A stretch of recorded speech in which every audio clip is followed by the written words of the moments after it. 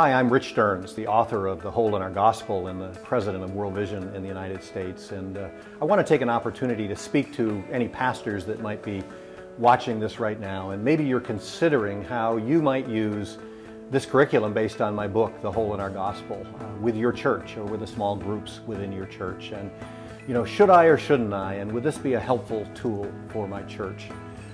I guess I would ask you, what kind of church do you want to be?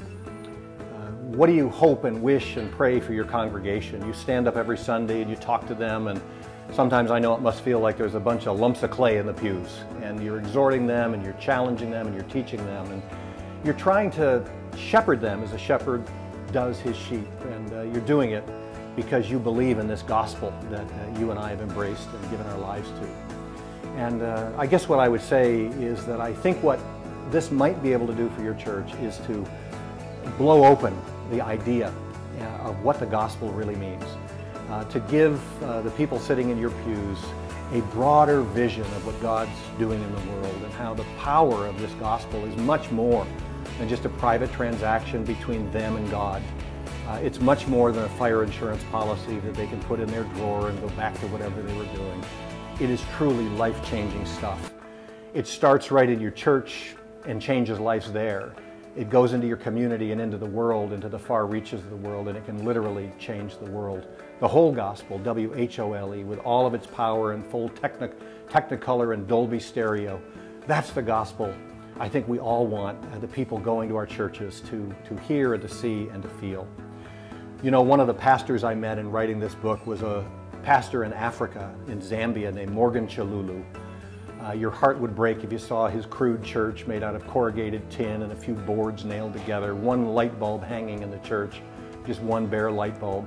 But it's a church of several hundred people, and this faithful pastor is in the middle of the AIDS pandemic, and he's made the decision of what kind of church he wants to be. And he said this to me: a church that lives within its four walls is no church at all. Does your church live within its four walls? Do you long for your people to go out into the world, to be salt and light, to make a difference, to be ambassadors for Jesus Christ, to change the world, to change your community? That's what Morgan Chalulu had as a vision for his church. In fact, he even said in a dream the Lord had given him a vision of what his church could do and could be in the middle of the AIDS pandemic. And this is a church now that is reaching all throughout their little community in Zambia, caring for widows and orphans, teaching young men carpentry and welding skills, being the hands and feet of Christ to those that come to that church, looking for hope in a place where there isn't much of it.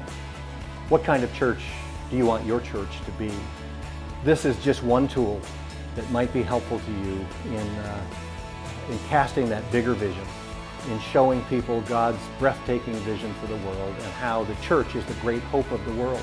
Your church is the hope of the world. Your church is the answer to someone's prayer somewhere in the world, a widow, an orphan, a person that's suffering, a person that's in need, a girl that's pregnant, someone in a drug addiction rehabilitation facility, a homeless person. Your church is the answer to their prayers. And my prayer for you would be that this curriculum and this book could be used of God to make a difference, to make that kind of difference for you, for the people that go to your church, and for the world. May God bless you as you consider this decision, and I hope this is a useful tool for you and your congregation. Thank you.